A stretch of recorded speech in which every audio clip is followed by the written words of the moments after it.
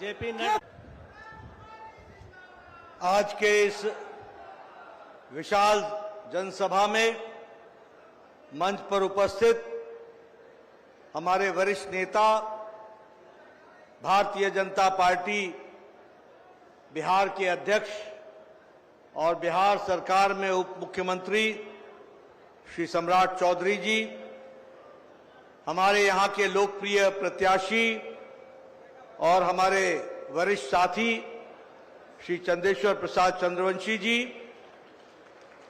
हमारे युवा काल के साथी और बिहार सरकार में बिहार विधान परिषद में सदस्य श्री अनिल शर्मा जी, हमारे विधान परिषद के सदस्य डॉक्टर प्रमोद चंद्रवंशी जी, मंच पर विराजमान हमारे जिला अध्यक्ष, हमारे जदयू के जिला अध्यक्ष और हमारे समस्त पूर्व विधायक, पूर्व विधानसभा के विधान परिषद के सदस्य और हमारे जिला मंडल के सभी अध्यक्ष और यहाँ जहानाबाद में एकत्र आए इतनी बड़ी संख्या में देवी और सज्जनों, सज्जन वृंद और मेरे युवा साथी और मीडिया और प्रिंट मीडिया, इलेक्ट्रॉनिक मीडिया के मेरे साथी, मेरा आज ये सौभाग्य है कि लंबे अंतराल के बाद मुझे जहानाबाद आने का सौभाग्य मिला है। मेरा जहानाबाद से बड़ा पुराना संबंध है। मैं जब बचपन के दिनों में मेरी बड़ी बहन और मेरे जीजा यहां डॉक्टर हुआ करते थे और मुझे उनके साथ यहां जहानाबाद में कई बार आने का सौभाग्य मिला और आज फिर मुझे उसी पावन धरती पर बाबा सिद्धेश्वर बाबा के इस पावन धरती पर आने का सौभाग्य मिला है।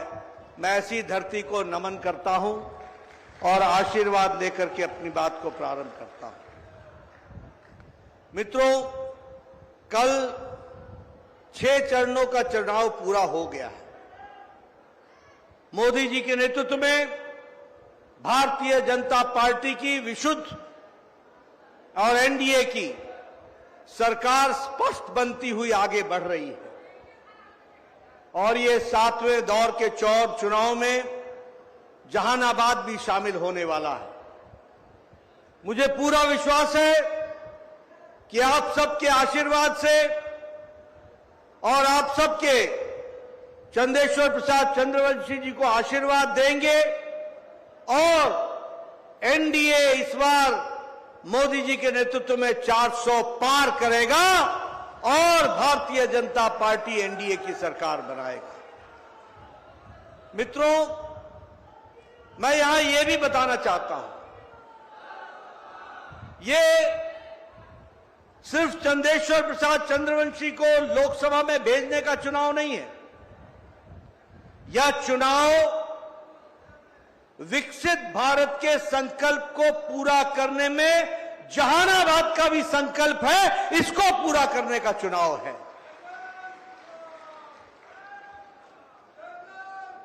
मित्रों,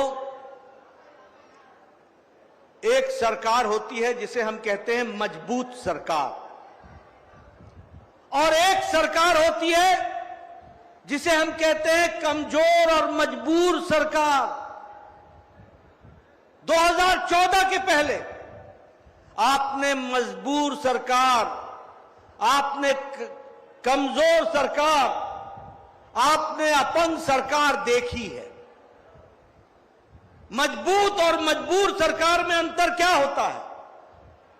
मजबूर सरकार जब आतंकवादी इस देश में आतंक फैलाते हैं तो वह मजबूर सरकार पाकिस्तान को उनका डोजियर भेजती है, डोजियर। और मजबूत सरकार वो होती है जो मोदी जी के नेतृत्व में होती है। अगर उरी की घटना घटती है, अगर पुलवामा की घटना घटती है तो हमारे जवान पाकिस्तान में घुस करके जवाब देते हैं, सर्जिकल स्ट्राइक करते हैं और एयर स्ट्राइक करते हैं।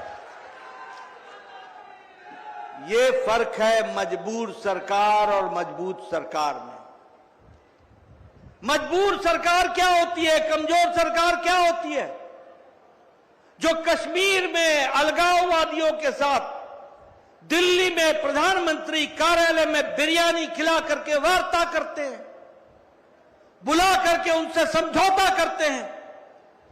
और मजबूत सरकार वो होती है जो मोदी जी के नेतृत्व में कश्मीर में धारा 370 को धाराशाही कर देती है और एक साथ एक संविधान में मिला देती है।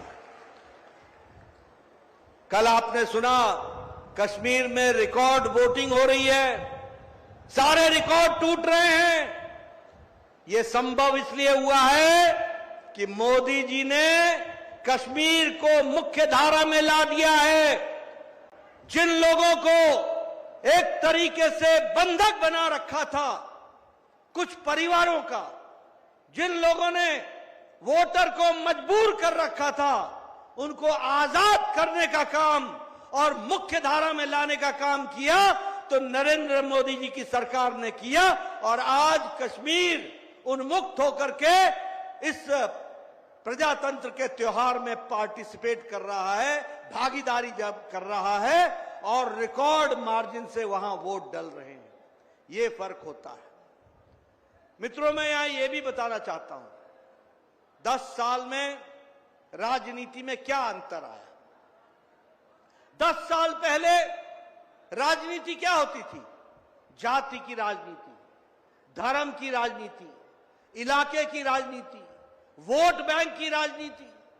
भाई को भाई से लड़ाओ, जाति को जाति से लड़ाओ, धर्म को धर्म से लड़ाओ, इलाके को इलाके से लड़ाओ, वोट बैंक तुष्टीकरण करो, किसी एक धर्म को खास तवज्जो दो और उनके वोट बैंक को लेकर राज करो, यानी फूट डालो और राज करो। ये 2014 के पहले चलता था।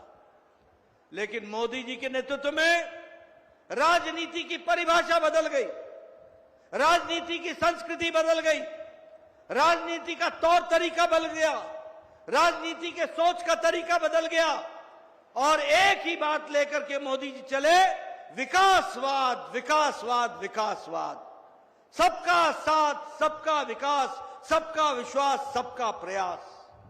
और आज इसके कारण रिपोर्ट कार्ड की राजनीति ने जन्म लिया, विश्वसनीयता की राजनीति ने जन्म लिया, अकाउंटेबिलिटी की राजनीति ने जन्म लिया।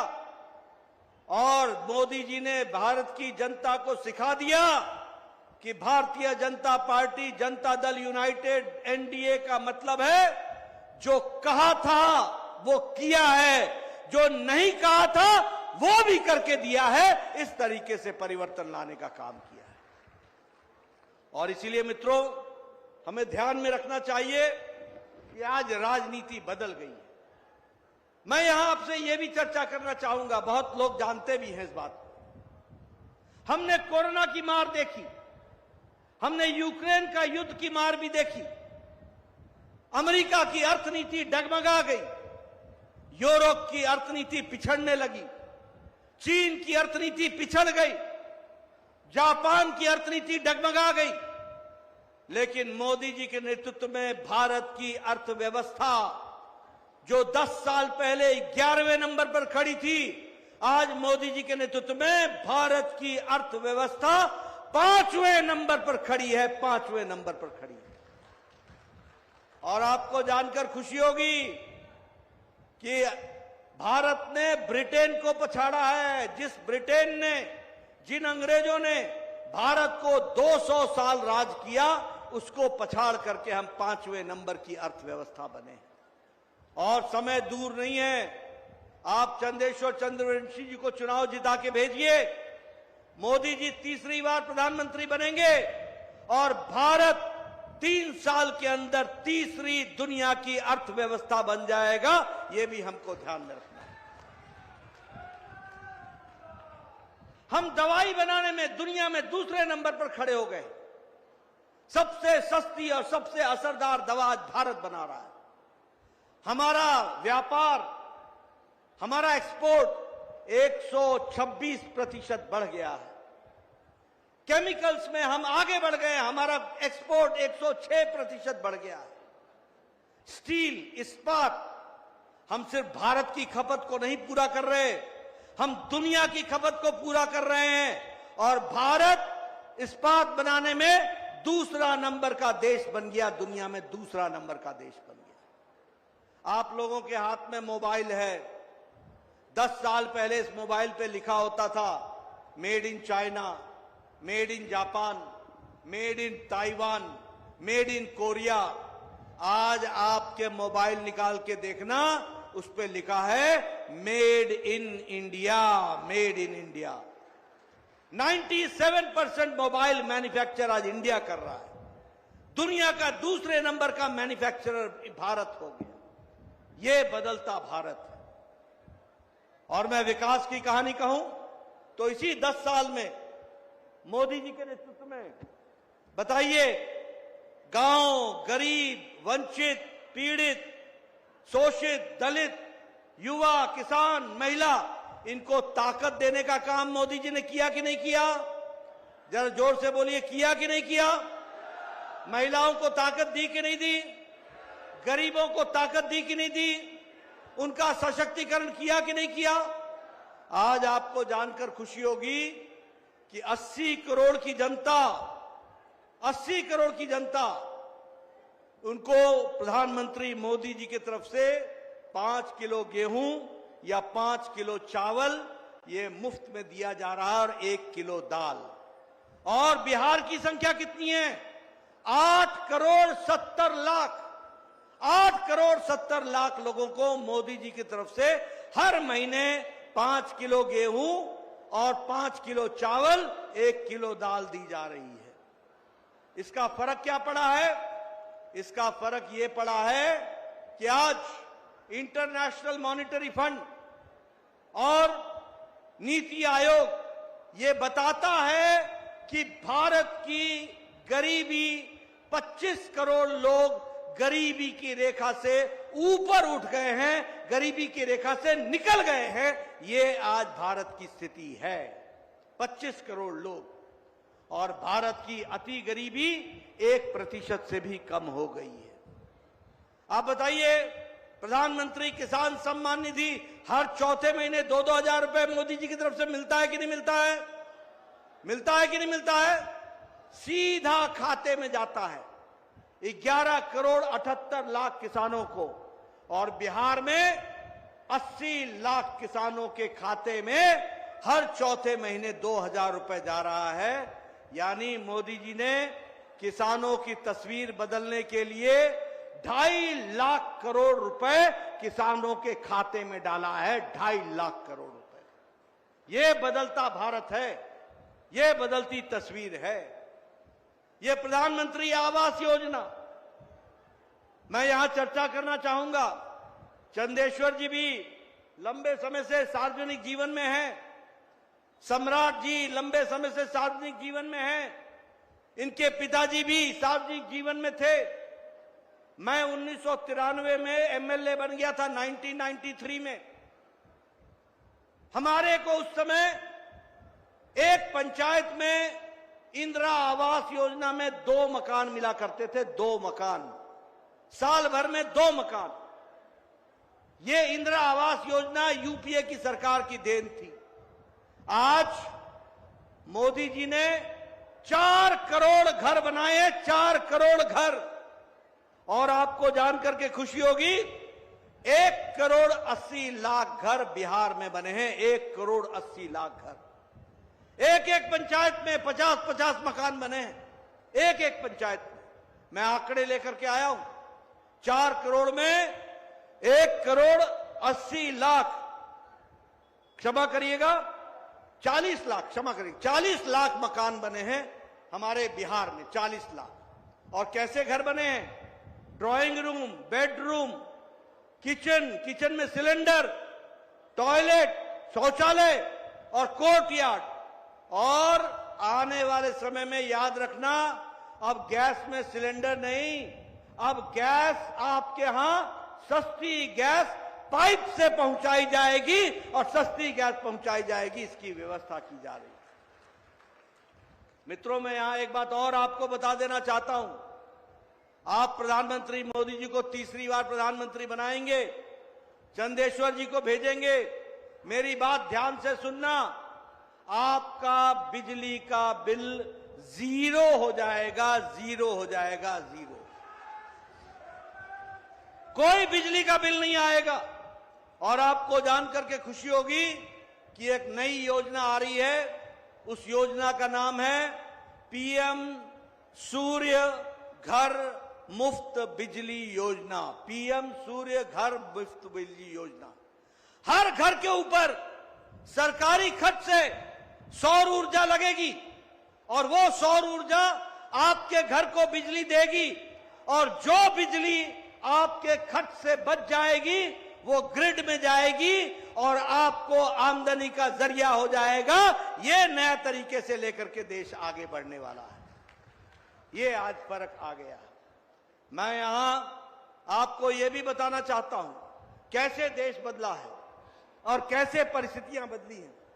ये यहां बैठे लोग, हमारे पूर्व विधायक, हमारे पूर्व मंत्री, हमारे वर्तमान विधायक, हमारे विधानसभा के परिषद के सदस्य, इनसे पूछो। ये 10 साल पहले एप्लीकेशन लिखते थे, मेरे इलाके में एक गरीब व्यक्ति है, उसको कैंसर हो गया है, उसका हार्ट का ऑपरेशन होना है, उसका वेल्व बदलना है, उसका बाईपास होना है, वो गरीब आदमी है, उसका मकान बिक जाएगा, उसकी खेत बिक जाएंगे, इलाज में कृपया उसको कुछ अनुदान देने की अनुशंसा करिए। ये एप्लीकेशन लिखा करते थे। लेकिन मोदी जी ने भारत की तस्वीर बदल दी, गरीबों की तस्वीर बदल दी। आज भारत के 10 करोड़ 74 लाख परिवार, 50 करोड़ लोग, मैं ही स्वास्थ्य मंत्री था जब मोदी जी ने बड़ा सोच करके आयुष्मान भारत शुरू किया। दुनिया का सबसे बड़ा हेल्थ कवरेज का प्रोग्राम, दुनिया का सबसे बड़ा स्वास्थ्य का कार्यक्रम। 50 करोड़ लोग, और 50 करोड़ लोग की जब मैं बात करता हूं तो 1 करोड़ 80 लाख लोग बिहार के हैं। 1 करोड़ 80 लाख लोग। और कौन है ये? गरीब लोग हैं। रिक्शा वाला, ठेला वाला, रेड़ी वाला, फेड़ी वाला, सब्जी वाला, बस का ड्राइवर, बस का कंडक्टर, बस का क्लीनर, ट्रक का driver, auto driver, taxi driver, building में काम करने वाला लिफ्टमैन, बिल्डिंग में काम करने वाला सिक्योरिटी मैन, बाल काटने वाला सैलून में बार्बर, कूड़ेदान से प्लास्टिक इकट्ठा करने वाला, ऐसे गरीब लोगों को मोदी जी ने हर साल गंभीर बीमारी से लड़ने के लिए उनके परिवार को 5 लाख रुपए की नगद व्यवस्था की। 5 लाख रुपए की। ये बदलता भारत है। और अभी तक गरीब लोगों का इलाज में 365 करोड़ रुपए खर्च हो चुके हैं। गरीब लोगों के इलाज में 365 करोड़। मैं यहां ये भी आपको बताना चाहता हूं, मेरी बात को ध्यान से सुन लीजिएगा। चंदेश्वर चंद्रवंशी जी को चुनाव जिता के भेजिएगा। मोदी जी प्रधानमंत्री बनेंगे। इस देश में जिस बहन की उम्र 70 साल से ऊपर की हो जाएगी, जिस व्यक्ति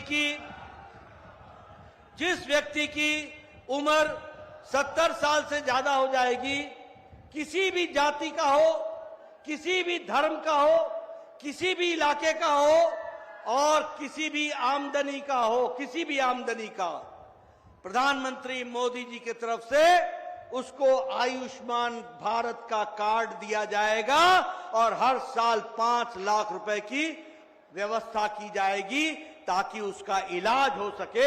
इस तरीके की व्यवस्था की जाएगी। यहां इंश्योरेंस कंपनी भी 70 साल के बाद किसी का इंश्योरेंस, हेल्थ इंश्योरेंस नहीं करते, किसी का नहीं करते।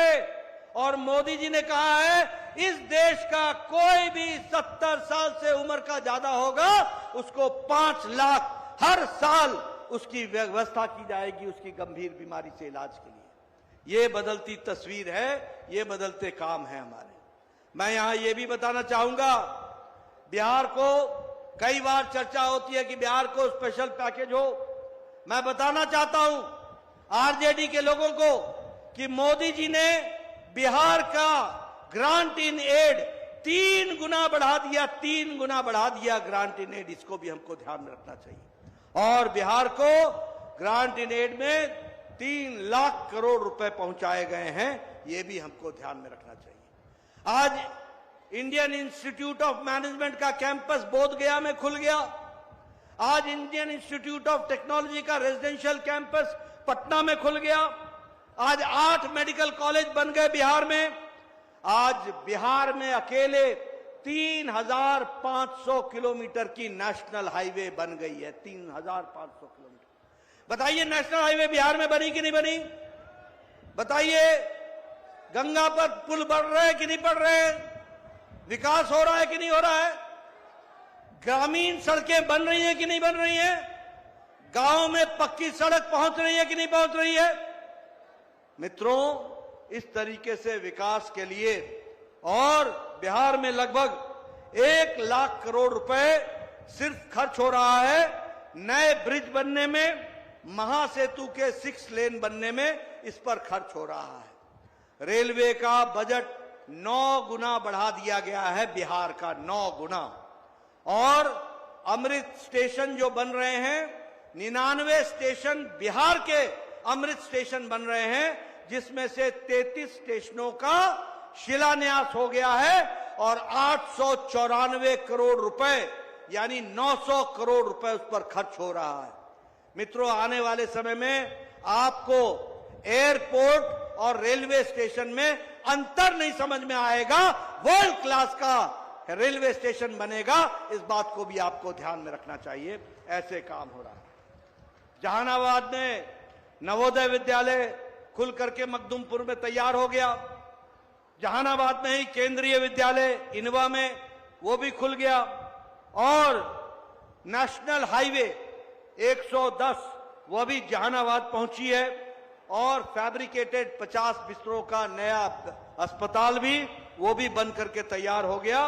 और दरधा में ब्रिज बन करके तैयार हो रहा है। इस तरीके से यहां के भी इलाके का विकास हो रहा है। इसलिए मैं आपसे ये कहने आया हूं मित्रों कि विकास की नई कहानी बिहार लिख रहा है। विकास की नई कहानी मोदी जी के नेतृत्व में देश लिख रहा है। और जहानाबाद भी विकास के साथ अपने आप को जोड़ रहा है। और इसी विकास के क्रम को चंदेश्वर जी ने आगे बढ़ाना है। इसलिए आपका समर्थन उनको मिलना चाहिए, आपको उनका समर्थन मिलना चाहिए। मैं यहां यह भी बताना चाहता हूं मित्रों, मेरा बिहार से बड़ा पुराना संबंध रहा है। यहां पर जिस सरकार ने आपको 15 साल राज किया, आरजेडी की सरकार, यह सरकार क्या थी? यह सरकार राष्ट्र विरोधी, रिश्वतखोरी, आर फॉर राष्ट्र विरोधी, रिश्वतखोरी, जे फॉर जंगल राज और डी फॉर दलदल। ये राष्ट्र विरोधी, रिश्वतखोरी, जंगल राज, दलदल पार्टी है। ये लालटेन युग में ले जाना चाहती है। मोदी जी एलईडी युग में ले आए। मोदी जी पीएम सूर्य घर मुफ्त बिजली योजना में ले आए। देश को प्रगति की ओर ले जा रहे हैं। और ये लालटेन युग की ओर ले जाने वाले लोग हैं। लालटेन युग, ये जंगल राज के लोग हैं। आप सब लोगों को शायद मालूम नहीं होगा, मेरा बचपन यहां गुजरा है। मैंने लालू को देखा है छात्र नेता के रूप में। मैंने देखा है उसको किस तरीके से वो इंदिरा गांधी के खिलाफ लड़ा करता था। मैंने देखा है उसको भाई भतीजावाद, जातिवाद, इसके खिलाफ लड़ते देखा। ये मीसा जो बेटी है, ये मीसा नाम कैसे पड़ा आपको शायद पता ना होगा। उस समय Lalu maintenance of internal security act Misa में भर्ती थे। जब मीसा पैदा हुई तो मीसा नाम रखा गया। लेकिन गंगा से इतना पानी बह गया, इतना पानी बह गया कि यही लालू जी आज भाई भतीजा तो छोड़ो, परिवारवाद में फंस गए। वही भ्रष्टाचार के खिलाफ जयप्रकाश नारायण का आंदोलन चलाने वाले आज वही लालू आज भ्रष्टाचार से आकंठ डूब गए। चारा घोटाला, अलकतरा घोटाला, नौकरी के बदले जमीन का घोटाला, नौकरियों के नाम पर जमीन खा गए, ऐसे घोटाले किए। और सबसे बड़ी बात आप भूल गए होंगे, मैं भूलने वाला नहीं हूं, बिहार ने जंगल राज देखा।